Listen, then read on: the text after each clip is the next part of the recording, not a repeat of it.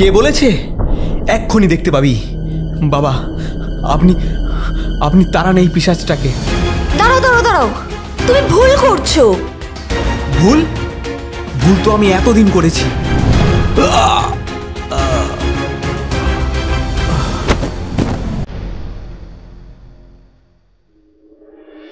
ঠিকঠাক পড়াশুনো না করেও এত মোটা বেতনের চাকরি পাবো, সেটা আমি কেন, আমার 14 গোষ্ঠীও কোনোদিন ভাবতে পারেনি।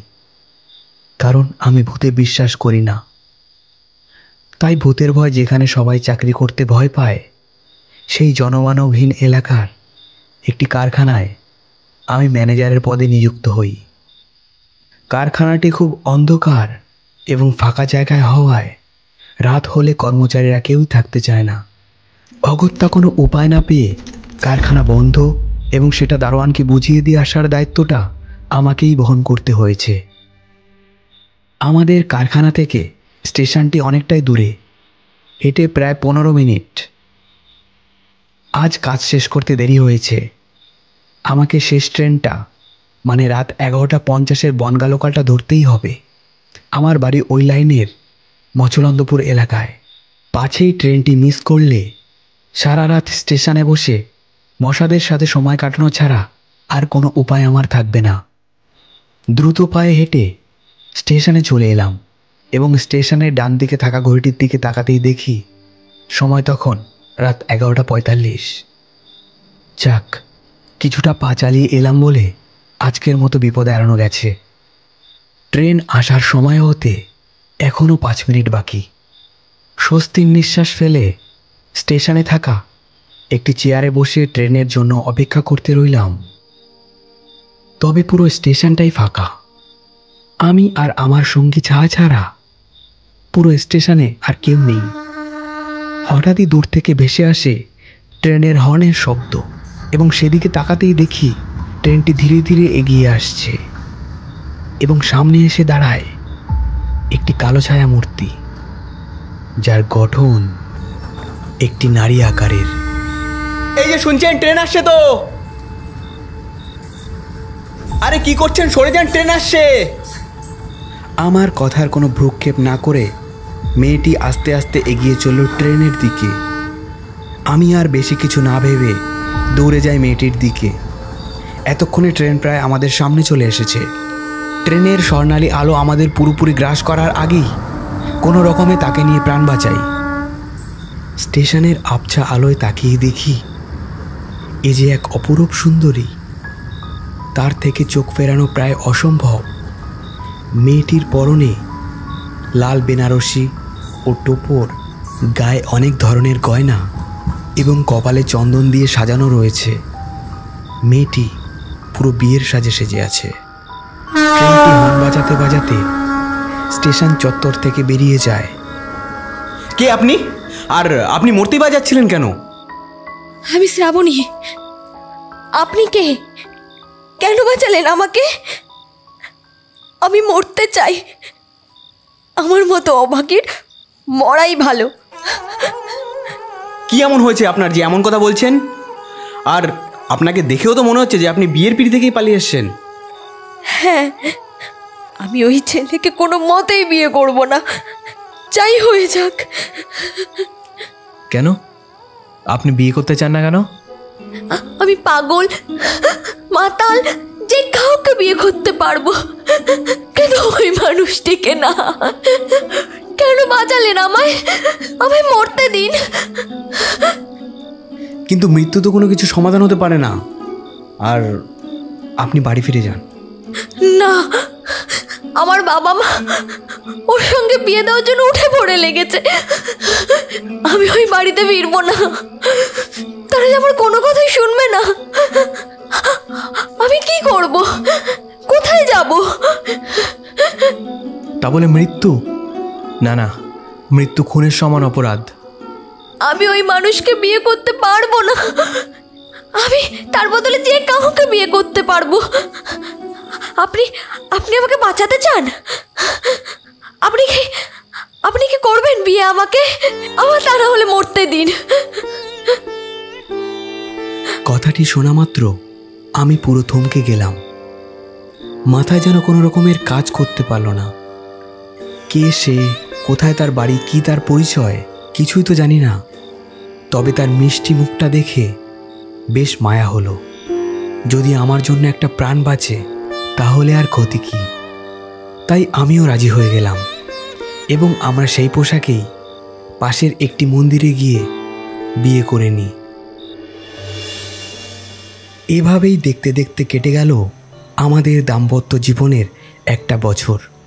তবে একটা প্রশ্নের উত্তর এখনো পাইনি। আসলে কে সে, ওর বাড়ি বা কোথায়, কেনই বা আমার মতো একজন অচেনা মানুষকে বিয়ে করে সংসার করছে, তাও ওর বাবা মার দেখা ছেলেকে বিয়ে করতে রাজি হলো না। কিছুদিন ধরেই কারখানায় শ্রমিকরা বেতন বাড়ানোর দাবিতে ঝামেলা করছে। সে কথা মালিককে বলায় মালিক আমার উপর চেঁচিয়ে ওঠে। আমি মালিকের চেঁচানি খেয়ে মন খারাপ করে বাড়ি ফিরে আসি। কিন্তু হঠাৎই ঘরে ঢুকে আমি অবাক হয়ে যাই। ঘরের বিছানা খুব সুন্দরভাবে সাজানো আছে, ঘর বাড়ি আলোয় ঝিকিমিকি করছে এবং খাবার টেবিলে সব আমার পছন্দের খাবার রাখা রয়েছে। এসব দেখে আমার বুঝতে দেরি হলো না যে আজ আমাদের বিবাহবার্ষিকী। আমরা দুজন একসাথে খেতে বসলাম এবং একে অপরের সাথে পুরনো দিনের স্মৃতিচারণ করতে থাকলাম। কি অদ্ভুত না, ঠিক 1 বছর আগে এমনই একটা সুন্দর দিনে তোমার সাথে আমার দেখা হয়েছিল। শেষ ট্রেনের উপহার হিসেবে তোমাকে আমি পেয়েছিলাম সেদিন। তুমি আমাকে আজও বললে না যে সেদিন কেন তুমি সুইসাইড করতে গেছিলে। আচ্ছা, তুমি সেদিন সুইসাইড করতে কেন এসেছিলে? শ্রাবণীর মুখ দেখে মনে হচ্ছে ও এই কথাটি শোনার জন্য একদমই প্রস্তুত ছিল না এবং একটু বিরক্ত হয়ে বলল, ছাড়ো, বাদ দাও না ওসব কথা।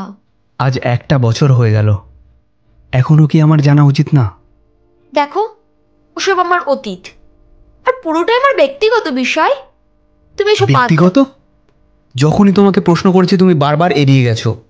আজ 1 বছর তুমি আমার সাথে সংসার করছো আর এখনো ব্যক্তিগত? আরে সবকিছু বলা যায় না। তুমি আমার ভরণ পোষণ দিচ্ছ বলে এই না যে তুমি আমায় জেরা করবে। আরে তুমি তো কোন দিন আমাকে গলা টিপে খুন করে দিয়ে বলবে যে হ্যাঁ আমি তোমাকে খুন করতে পারি কারণ আমি তোমায় ভরণ পোষণ দিই, তাই না? তুমি কি আমাকে ক্রিমিনাল ভাবো?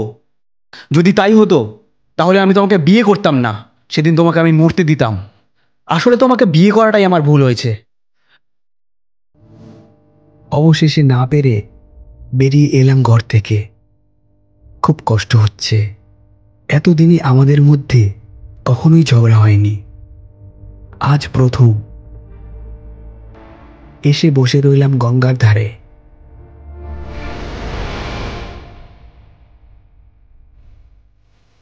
বেলা প্রায় 1টার কাছাকাছি হবে। না, আমি ছাড়া সাতকুলে মেয়েটার আর কেউ নেই। এমন করে ওকে কিছু বলাটা আমার একদমই উচিত হয়নি। ওর কাছে আমার ক্ষমা চাওয়া উচিত। হঠাৎই ডান দিকে তাকাতেই দেখি একজন বয়স্ক লোক এবং একজন যুবক বসে আছে এবং তার পাশে বসে মুখে আঁচল দিয়ে ফুপিয়ে ফুপিয়ে কান্না করছে দুজন বয়স্ক মহিলা। এবং তার সামনে একজন পুরোহিত মন্ত্র পড়ে পিণ্ডদানের কাজ করছেন। এবং সামনে থাকা ছবিটির দিকে তাকাতেই দেখি এ কি, এ তো শ্রাবণী। এই দৃশ্য দেখে নিজেকে আর সামলাতে পারলাম না, ছুটে যাই তাদের কাছে এবং জিজ্ঞেস করি, দাদা এখানে কি হচ্ছে? কেন মশাই, দেখতে পাচ্ছেন না এখানে পিণ্ডদান হচ্ছে? বলুন না, ইনি কি আপনাদের কেউ হয়? প্লিজ দাদা বলুন না ইনি কে। আচ্ছা, মুশকিল তো মশাই, আমাদের বোন 1 বছর আগে মারা গেছে, সেই জন্য পিণ্ডদান করতে এসেছি। আর আপনাকে এত কথা বলতে যাবই বা কেন বলুন তো? যান যান, নিজের কাজ করুন, গিয়ে কাজে দেন। এই কথাটি শোনার জন্য আমি একদমই প্রস্তুত ছিলাম না। আমি হতবাক হয়ে তাকিয়ে থাকি ছবিটির দিকে। তাহলে শ্রাবণী সত্যিই মারা গেছে? আমি ভাবলাম এতদিন মেয়েকে খুঁজে পায়নি বলে অভিমানে তার পরিবার সৎকার করছে, কিন্তু এ যে অবিশ্বাস্য। তাহলে আমি এতদিন যার সাথে সংসার করছি সে আসলে কোনো জীবন্ত মানুষই না। আমি আর কিছু না বলে অনেক হতাশ হয়ে বাড়ির পথে রওনা দিই এবং বাড়ি ফিরে দেখি শ্রাবণী মন খারাপ করে খাটের উপর বসে আছে। আমি ঘরে ঢুকতেই শ্রাবণী আমাকে জিজ্ঞেস করে, আরে তুমি চলে এসেছো? শোনো না, এটা বলে শ্রাবণী আমাকে জড়িয়ে ধরে। আমি বলবো কি বলবো না ভেবে শেষমেশ বলেই ফেলি, কে তুমি? তুমি কি আসলেই শ্রাবণী? কথাটি বলা মাত্র শ্রাবণীর চেহারার পরিবর্তন হতে শুরু করে। নীলাভ শরীর, মুখ থেকে রক্ত পড়ছে, দাঁতগুলো বেরোনো, গাছা গাছা চুল মাথায়, চোখের মনি নেই এবং ভয়ঙ্করভাবে হাসতে থাকে। যখন তুমি সবকিছু জেনেই গেছো, তাহলে আর লুকিয়ে লাভ কি? হাসতে হাসতে নখ দিয়ে আমার পিঠে আঁচড় মারে এবং ভয়ঙ্কর থেকে আরো ভয়ঙ্কর হতে শুরু করে।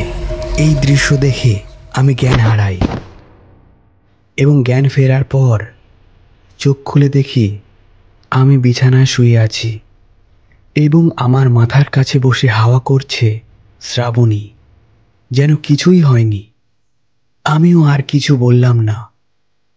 আমি জানি এই 1 বছর ধরে আমি এক অশরীরীর সাথে সংসার করছি, কিন্তু তা যদি আমি স্বীকার করি যে আমি সব জেনে গেছি, তাহলে ও আমাকে বাঁচতে দেবে না। না, এখন কিছু না, যা করার কাল করব। এই ঘটনা ঘটার 1 মুহূর্ত আগে পর্যন্ত আমি ভূতে বিশ্বাস করতাম না, কিন্তু আজ আমার মনে হচ্ছে ওঝাই পারে আমার এই সমস্যার সমাধান করতে। আমি শ্রাবণীকে কিছু না বলে ওঝা নিয়ে বাড়ি এলাম। ওম জয়ন্তী মঙ্গল কালী ভদ্রকালী কপালিনী ওম চামুণ্ডায় নমঃ।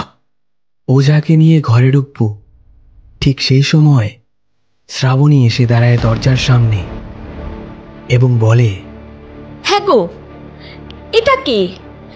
কি করছো বলো তো তুমি? চুপ কর পিশাচ!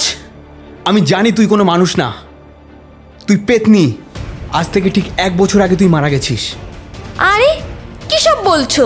কে বলেছে তোমার এসব কথা? কে বলেছে? এক্ষুনি দেখতে পাবি। বাবা, আপনি আপনি তাড়ান এই পিশাচটাকে। দাঁড়াও দাঁড়াও দাঁড়াও, তুমি ভুল করছো। ভুল? ভুল তো আমি এতদিন করেছি। তুমি কে, কি, কোথায় থাকো কিছু না জেনে তোমাকে আমি বিয়ে করেছি, কিন্তু আজ সে ভুল আমার ভেঙেছে। তোমার পরিবার কাল গঙ্গার ঘাটে তোমার নামে পিণ্ডি দিতে এসেছিল, তাদের কাছ থেকে আমি সব শুনেছি।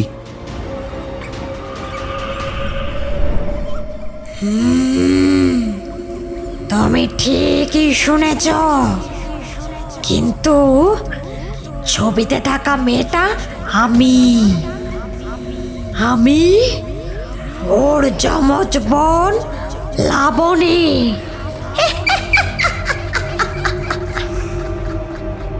যে মানুষটির সঙ্গে ওর বিয়ে দেয় সে ওকে অত্যাচার করে মেরে ফেলেছে, আর সবাইকে বলেছে আমার দিদি নাকি আত্মহত্যা করেছে।